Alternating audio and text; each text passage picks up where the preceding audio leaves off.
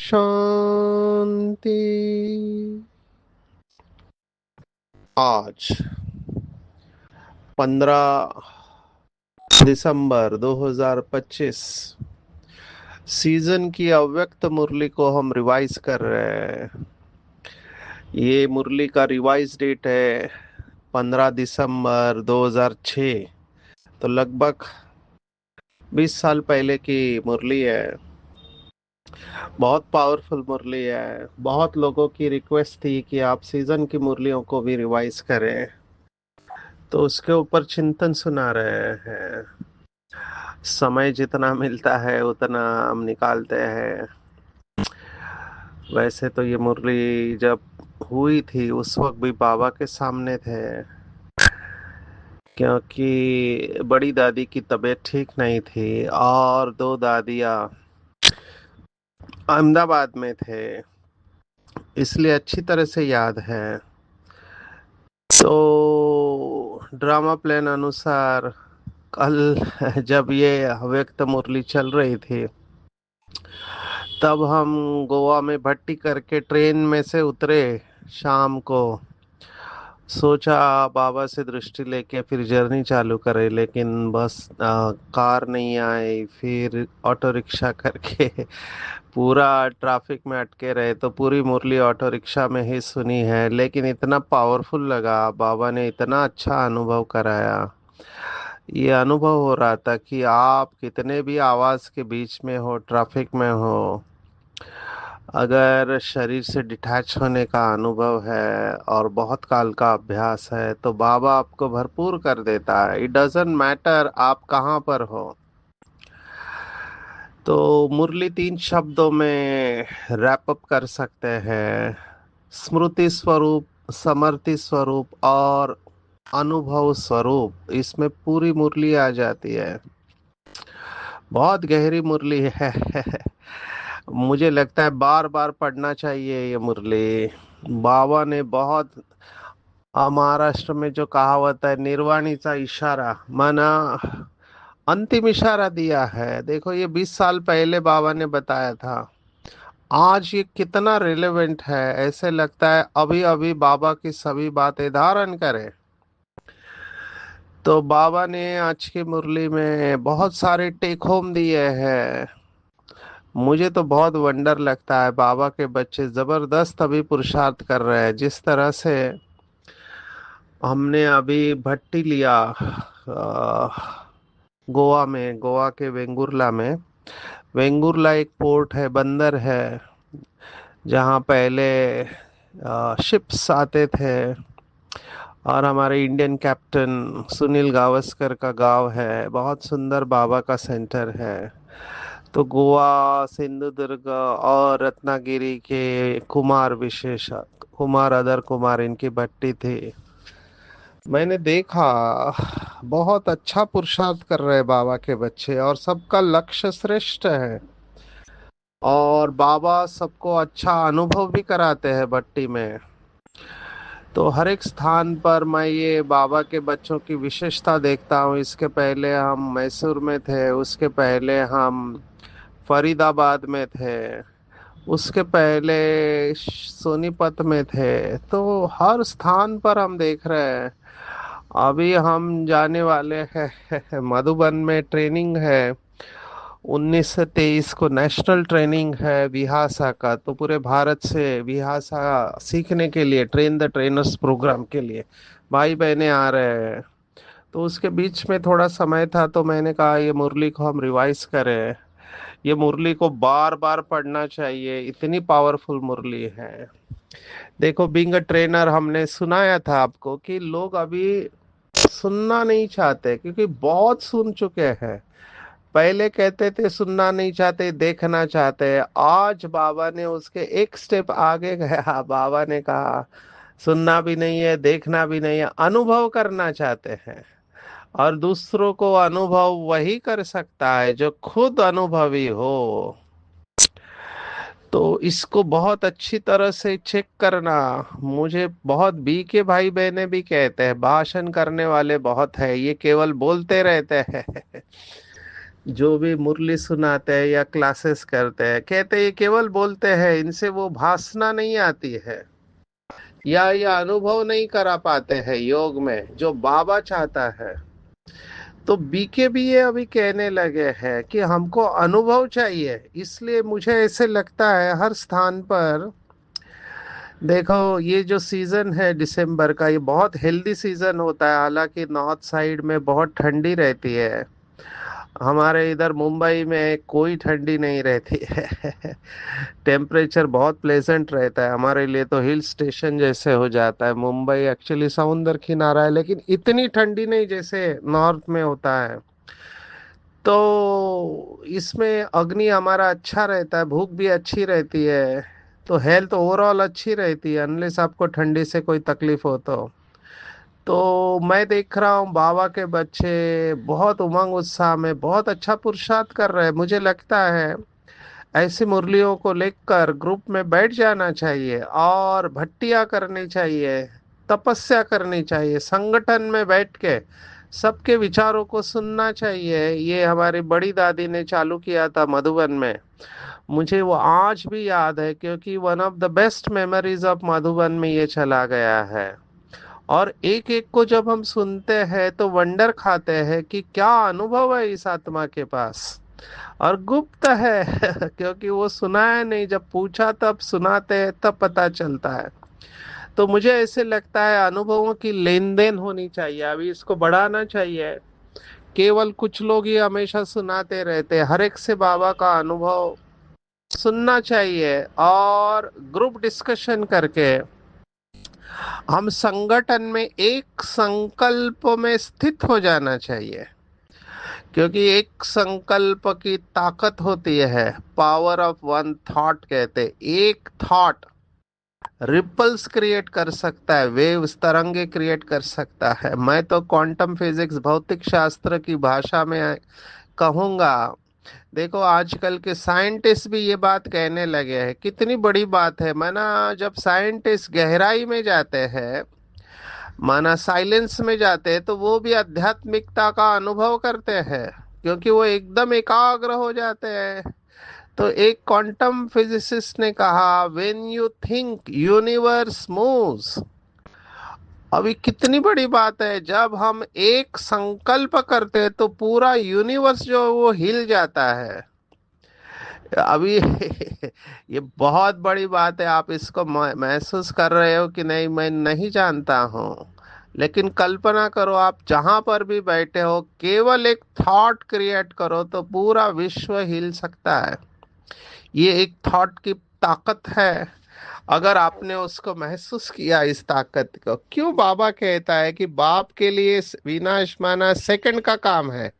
बाबा भी क्या करता है, संकल्प करता है तो पूरी सृष्टि एक सेकंड में डांस करना चालू करेगी। बाबा के लिए कठिन नहीं है।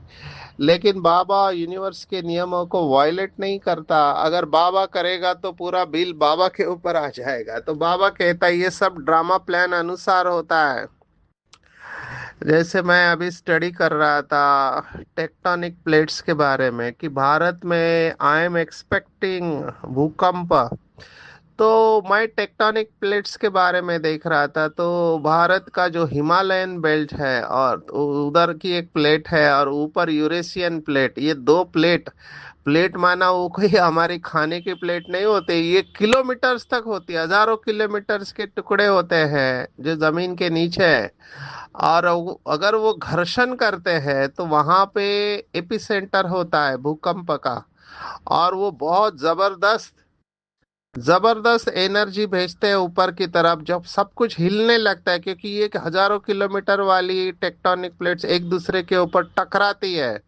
और टकराने के बाद में बहुत कुछ होता है। तो उत्तर की तरफ है, राइट साइड में भारत की तरफ ओमान करके एक कंट्री है जो गल्फ वाले जानते हैं।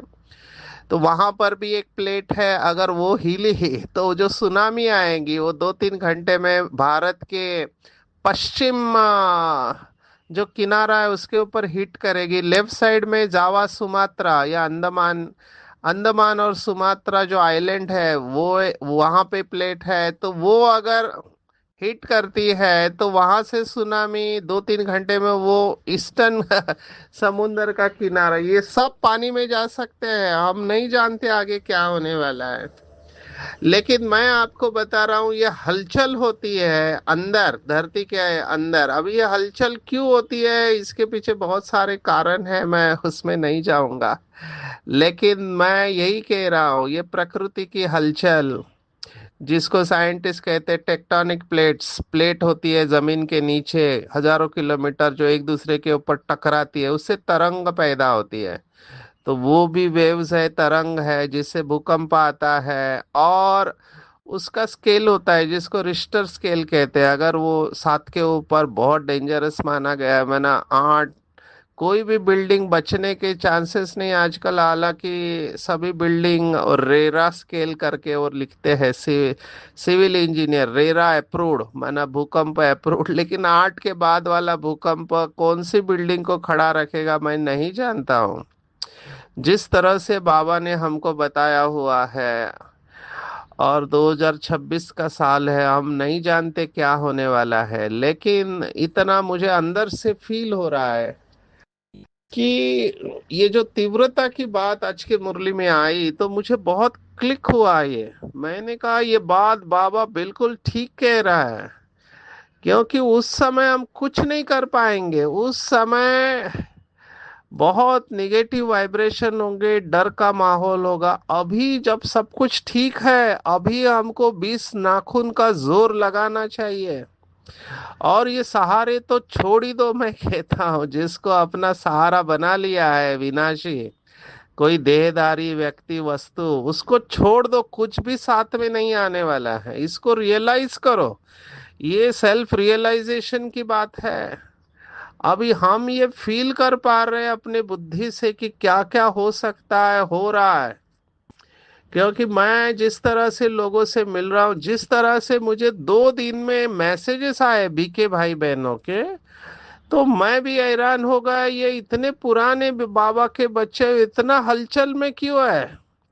तो हम जानते हैं कि ये हिसाब किताब है, कर्मों का हिसाब किताब है। लेकिन बीके भाई बहनों की ये हालत है, जो कुछ मेरे को जो मैसेज आए, तो मैं सोचता हूँ बाहर वालों की क्या हालत होगी, कितने दुखी होंगे। और अभी तो कोई हलचल भी नहीं है, केवल अभी वो बॉन्डी बीच में जो हुआ, या गोवा में आग लगी थी, या बॉन्डी बीच ऑस्ट्रेलिया में जो अंधाधुंध फायरिंग हुई, ये सब क्या है, ये अग्नि का प्रकोप है।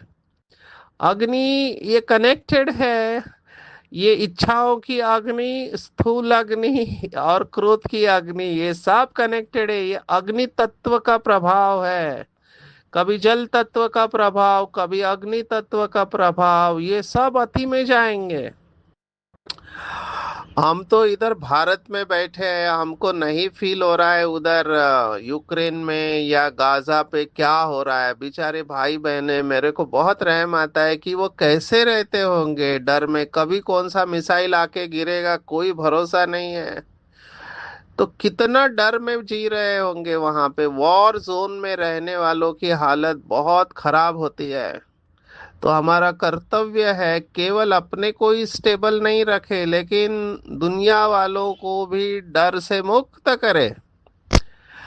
अब ये हमारे हाथ में है, इसलिए मैं अपनी जिम्मेवारी को फील कर रहा हूँ कि बाबा जो कह रहा है बिल्कुल ठीक है, 100% ठीक है। तो हमको अभी अनुभव स्वरूप बनना चाहिए। और अनुभव शब्द ही मुझे बहुत पसंद है। अनु माना छोटा, और भव माना हो जाना। अनु माना अनु की तरह सूक्ष्म हो जाना, माना हमारी अवस्था भी अनु की तरह सूक्ष्म हो जाए। बाबा ने महारथी की डेफिनेशन दी थी। महारथी माना महीन पुरुषार्थ, महीन माना सूक्ष्म पुरुषार्थ करने वाले। जैसे आज की ये अव्यक्त मुरली में बताया कि व्यर्थ और निगेटिव तो आना ही नहीं चाहिए, साधारण भी नहीं आना चाहिए। व्यर्थ और निगेटिव तो बहुत बड़ी बात हो गई, साधारण को भी अलाउ नहीं करना चाहिए। केवल श्रेष्ठ संकल्प होने चाहिए। पर ये इतना इजी नहीं है। बाबा ने एक बात बार बार कही है, बहुत काल का अभ्यास। आज के मुरली में भी आई है, बहुत काल का अभ्यास वाले ही सेकंड में पास हो सकेंगे। देखो बाबा के एक एक शब्द मुझे बहुत फील हुए। बाबा ने कहा 1 मिनट साइलेंस प्लीज। ये आप दुनिया वालों को कहते हैं, आपके लिए 1 मिनट नहीं है। हमारे भाई बहने प्रोग्राम के वक्त लास्ट में कहते हैं 1 मिनट, 1 मिनट साइलेंस में रहो। अभी 1 मिनट तो दुनिया वालों के लिए, बाबा के बच्चों के लिए। बाबा 1 सेकंड के नीचे आना ही नहीं चाहता है, दो भी नहीं कह रहा है बाबा, 1 सेकंड। क्योंकि बाबा को पता है लास्ट में अचानक जब पेपर आएंगे तो ये कुछ नहीं कर पाएंगे। और अचानक के पेपर में अंत काले स्मरण मुक्त्वा कलेवरम, अंत काल जो उस समय डर गए हम कि पता नहीं अब मेरा क्या होगा, शरीर छूट जाएगा, पता नहीं मेरे परिवार वालों का क्या होगा, मेरी प्रॉपर्टी का, पैसे का। ये सब पुरानी बातें याद आएंगी। तो अचानक के पेपर के लिए बहुत काल का अभ्यास चाहिए, बहुत काल का नष्टो मोहा स्मृति स्वरूप का अभ्यास चाहिए। तो ये अभ्यास के बगैर हो ही नहीं सकता है। चलते फिरते डिटैच रहना है, चलते फिरते मैं इसका अभ्यास कर रहा हूँ। बहुत खुशी हो रही है कि पैर चल रहे हैं, पैर चल रहे हैं, हाथ चल रहे हैं, आंखें चल रही है, लेकिन मैं इनसे अलग हूँ। मैं सारथी हूँ, ये रथ है, मैं इसका रथी हूँ। इसके सभी कंट्रोल मेरे हाथ में है, मैं मालिक हूँ। ये सारथीपन का अभ्यास मुझे शरीर से डिटैच करा रहा है। अमृत वेले के बाद जबरदस्त आपको एकाग्रता का मेंटेन करना चाहिए। जितना हो सके वाचा में आना ही नहीं है। वाचा में कम आना है, कम शब्दों में अपनी बात रखनी है, साइलेंस में रहो। बाबा जबरदस्त अनुभव करा रहा है। अभी हर एक की स्टेज नंबर वार है, हमको तुलना तो नहीं करना चाहिए। लेकिन मैं हमेशा देखता हूँ दिसंबर में एक तरफ फेस्टिवल का माहौल होता है, क्योंकि अभी 15 तारीख हो गई, अभी क्रिसमस आएगा, फिर नया साल का 31 दिसंबर आएगा। तो ये मार्केटिंग वाले बहुत हाइप क्रिएट करते हैं, क्योंकि बिजनेस अच्छा चलता है होटल वालों का, चीजें बेचने वालों का। विदेश में तो बहुत धूमधाम होती है। कई सारी कंट्री है, मैंने देखा मुस्लिम कंट्री, वो 31 को मनाते ही नहीं है, क्योंकि वो सोचते हैं ये हमारा है ही नहीं। भारत में भी ये ट्रेंड आया है, लेकिन भारत ओपन माइंड है और ग्रेगोरियन कैलेंडर को यूज करता है। तो 31 है यहाँ पर फेस्टिवल की तरह, हम सभी फेस्टिवल मनाते हैं। तो ये हाइप है। तो हाइप के वक्त एनर्जी अच्छी रहती है, बढ़ी हुई रहती है, पॉजिटिव बहुत सारा शोर होता है।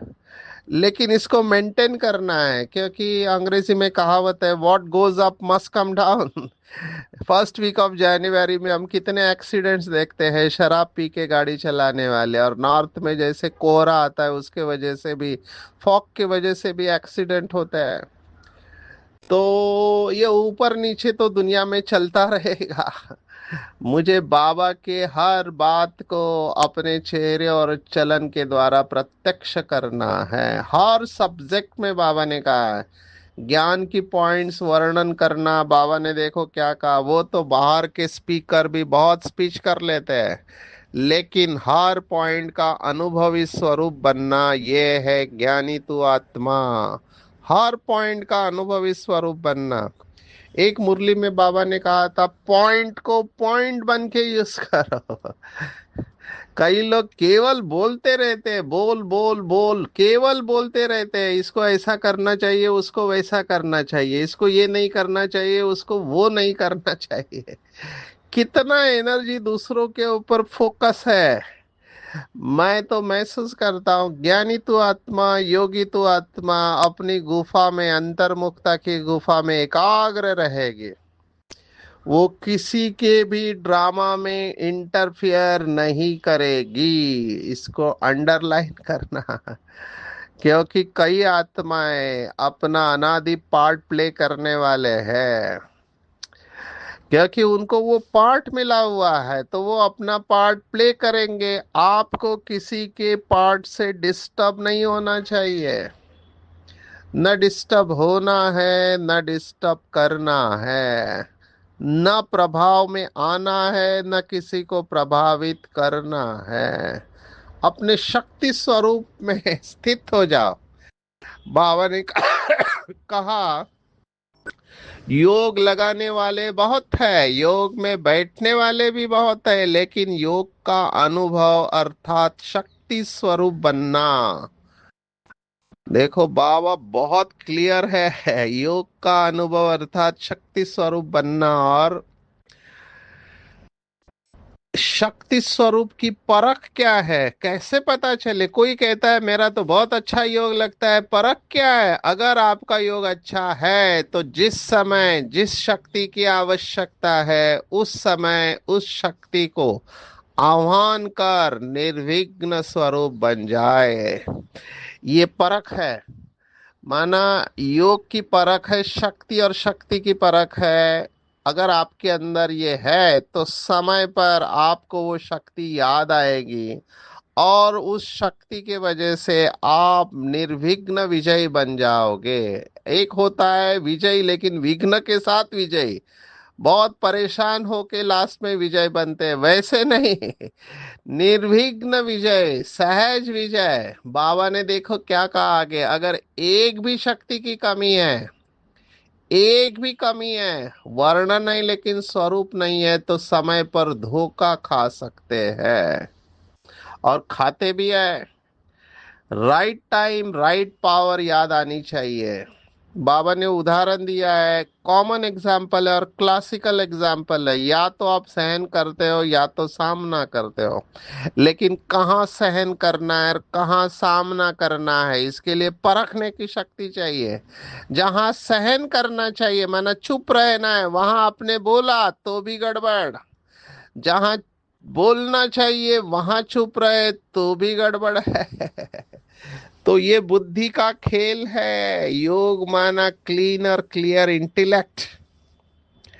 तो इसके ऊपर बहुत गहराई से जाके चिंतन करेंगे कि बाबा जैसे कहता है ज्ञानी तो आत्मा माना हर पॉइंट का अनुभव स्वरूप, और योगी तो आत्मा माना शक्ति स्वरूप, समय पर शक्ति याद आनी चाहिए। बहुत लोग मुझे कहते हैं कि सचिन भाई हमको याद जरूर आता है लेकिन पेपर हो जाने के बाद याद आता है कि अरे ऐसा करते तो अच्छा होता, ऐसा करते तो अच्छा होगा।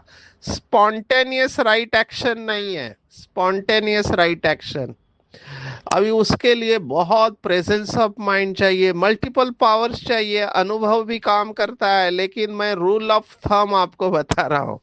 रूल ऑफ थंब क्या है कि मेजॉरिटी काम साइलेंस और स्माइल से हो जाते हैं। हमको बोलने की जरूरत नहीं है। मैं अभी ये अनुभव कर रहा हूँ, संकल्प शक्ति से हमारे काम हो रहे हैं। बोलने की जरूरत ही नहीं है। संकल्प में इतना बल भर दो कि आपका संकल्प सभी विघ्नों को दूर करेगा। केवल संकल्प।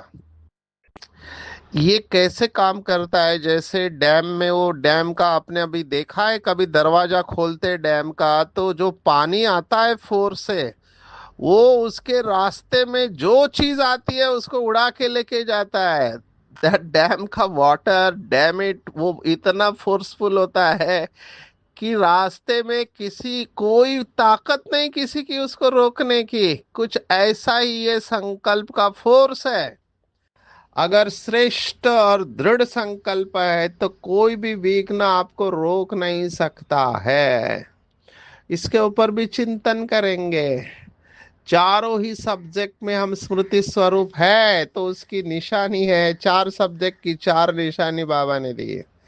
निमित्त भाव बहुत बड़ा सब्जेक्ट है। कुछ दिन पहले कहा था निमित्त बनने में भी न्यारापन। कई लोग बोलते हैं निमित्त है, लेकिन अंदर से वो निमित्त का भाव नहीं है, क्योंकि निमित्त वाला कभी भी क्रेडिट नहीं लेगा। निमित्त वाले को ये हमेशा पता रहता है कोई और करा रहा है, कोई और मुझे यूज कर रहा है। लेकिन निमित्त होने के बाद अगर ईगो आता है, एक ने तो कहा बाबा ने मुझे निमित्त बनाया, तुम्हें समझ में नहीं आता मैं निमित्त हूँ। तो मुझे बहुत अंदर से हंसने को आ रहा था कि ये भी बोलने की जरूरत ही नहीं है, आपको चुप ही रहना है मेजोरिटी केसेस में। तो निमित्त भाव वृत्ति में सदा शुभ भाव, अभी ये बहुत बड़ी स्टेज है शुभ भाव रखना हर आत्मा के लिए। देखो जो हमारे साथ अच्छे चलते हैं उनके साथ तो सभी शुभ रहते हैं, लेकिन अच्छे नहीं चल रहे हैं उनके साथ भी आप शुभ भाव रखते हो तो बहुत बड़ी बात है। वायुमंडल व संबंध संपर्क में निर्माण भाव, नव निर्माण। और वाणी में निर्मल वाणी, जरा भी मैल नहीं होना चाहिए। मैंने क्या देखा है, जब दूसरे आपकी इच्छा के अनुसार नहीं बिहेव करते हैं तो लोग गुस्सा करते हैं और क्या क्या बोलते हैं। मैं तो वंडर खाता हूँ, इतनी अच्छी आत्मा, इतनी पुरानी आत्मा, लेकिन गुस्से में ऐसे ऐसे बोल बोल देते हैं जो नहीं बोलना चाहिए। तो ये चारों ही बातें बाबा ने कहा अनुभवी स्वरूप की निशानी है, और ये नेचुरल होनी चाहिए, नेचुरल नेचर। जैसे कहते हैं जो लोग क्या करूं मेरा नेचर ऐसा है, तो बाबा ने कहा अगर पुराना नेचर जो रावण का नेचर उसको समाप्त करना है तो नॉलेजफुल के साथ परिवर्तन की शक्ति चाहिए। बाबा के पहले के मुरली के शब्द है नॉलेजफुल के साथ पावरफुल होना है। मैं ये तीन शब्दों को यूज करता हूँ, नॉलेजफुल, पावरफुल और सक्सेसफुल। बहुत सुंदर कनेक्शन है। नॉलेज माना क्या करना है क्या नहीं करना है, पावरफुल है माना उसको धारणा में लाना, और जहां पर धारणा है वहां विजय है। तो नॉलेजफुल, पावरफुल और सक्सेसफुल, यहाँ पर बाबा ने कहा सेकंड में खुद को परिवर्तन करो। सेकंड में ये परिवर्तन शक्ति बहुत बड़ी शक्ति है। स्वयं को परिवर्तन करने की शक्ति, और वर्तमान समय के महत्व को जानते हुए परिवर्तन करने में समय नहीं लगना चाहिए। सेकंड में, जैसे हाँ और ना बाबा ने उदाहरण दिया, तो इसके ऊपर भी चिंतन करेंगे क्या मैं सेकंड में फुल स्टॉप लगा सकता हूँ। अव्यक्त महावाक्य याद दिलाना चाहूंगा। बाबा ने कहा था जहां सर्व शक्तियों का स्टॉक है वही सेकंड में फुल स्टॉप लगा सकते हैं। तो स्टॉक वाले स्टॉप लगा सकते हैं। तो सारा दिन में हम चेक करेंगे कि मैं स्मृति सो समर्थ स्वरूप हूँ, और सेकंड में मैं परिवर्तन कर सकता हूँ या नहीं। अगर नहीं तो फिर पुरुषार्थ करना चाहिए, अटेंशन देना चाहिए। सेकंड में निर्विकल्प व्यर्थ संकल्प निवृत्त हो जाए। बाबा ने आज वैसे यूथ को बहुत बड़ा टारगेट दिया है। आज के मुरली में देखो, यूथ वो युवा पद यात्रा वाले बैठे थे, तो बाबा ने उनको बहुत अच्छा कहा कुमारों को। मुझे तो बिल्कुल केस स्टडीज याद आ गई। बाबा ने कहा उमंग उत्साह अच्छा दिखाया, जहाँ उमंग उत्साह है वहाँ सफलता है। जैसे यात्रा के समय निर्विघ्न रहे, ऐसे ब्राह्मण जीवन में सदा निर्विघ्न, निर्विकल्प, निर्व्यर्थ संकल्प सभी कुमार। एक मास भी ये चार्ट दिखाए तो बाबा सुनहरी पुष्पों की वर्षा करेंगे। अगर किसी की कमजोरी मन में रखेंगे तो बाप कैसे याद आएगा, कमजोरी के साथ बाप ठहरता नहीं है। इसलिए पॉइंट मुझे बहुत अच्छी लगी। बाबा ने देखो क्या कहा, कुमारों की प्रॉब्लम, अगर कोई भी कमी देखी तो विधि पूर्वक अपने जो निमित्त बड़े हैं उन्हों को सुना दिया, लेकिन पीठ नहीं करो। उसको सजा मिली नहीं मिली, क्या कदम उठाया गया क्यों नहीं उठाया गया, इस व्यर्थ में नहीं जाओ। ये परफेक्टली यही होता है कुमार के साथ। वो कहते हैं, वो सोचते हैं कि हमने तो बताया, अभी एक्शन क्यों नहीं लिया गया। देखो, हमारी ड्यूटी बताने के बाद समाप्त हो जाते, we are not responsible in that sense. वो तो बाबा बैठा है, निमित्त आत्माएं बैठे हैं, लेकिन कई लोग चाहते हैं कि सजा मिले। अब ये सजा देने में जाओ ही मत, क्योंकि दूसरों को सजा देना माना खुद को सजा देने के बराबर है। हमको नहीं पता कर्मों की गति। बाबा ने देखो अगली लाइन बताए, हिसाब किताब बाप दादा देख रहे हैं। तो निर्विघ्न भव का वरदान बाबा से लेना है। बाबा हमेशा निर्विघ्न को मार्क्स देता है, सेंटर भी निर्विघ्न हो, बीके लाइफ भी निर्विघ्न हो। तो हम मुरली को यहाँ पर रोकते हैं, रिवाइज करेंगे कि बाबा चाहता है सोचता स्वरूप नहीं स्मृति स्वरूप। ये तभी होगा जब बहुत काल का अभ्यास होगा। अनुभवी मूर्त, ज्ञान में अनुभवी मूर्त और योग में भी अनुभवी मूर्त। अनुभवी कभी धोखा नहीं खाता है। अगर धोखा खाता है मतलब आप अनुभवी नहीं हो। योग माना शक्ति स्वरूप, शक्ति स्वरूप माना समय पर शक्ति याद आने के बाद वो विजय दिलानी चाहिए, निर्विघ्न रहना है। चारों ही सब्जेक्ट में पास विद ऑनर के नीचे देखना ही नहीं है। बाबा ने कहा केवल पास नहीं, ऑनर के साथ, सम्मान के साथ पास होना है। चार बातें चार सब्जेक्ट के लिए: निमित्त भाव, निर्माण, निर्मल वाणी। देखो ये बातें बाबा ने बहुत बार सुना है, आज आत्मिक भाव शुभ भाव उसमें ऐड कर दिया। निर्व्यर्थ संकल्प, निर्विकल्प, केवल श्रेष्ठ संकल्प। और ये बहुत काल का अभ्यास चाहिए। तभी जो बाबा कहता है कि भाग्य की तीन रेखाएं चमक रही है, परमात्मा पालना, शिक्षा और सदगुरु द्वारा श्रीमत, ये भाग्य की रेखा सदा चमकती रहेगी। अच्छा, ओम शांति।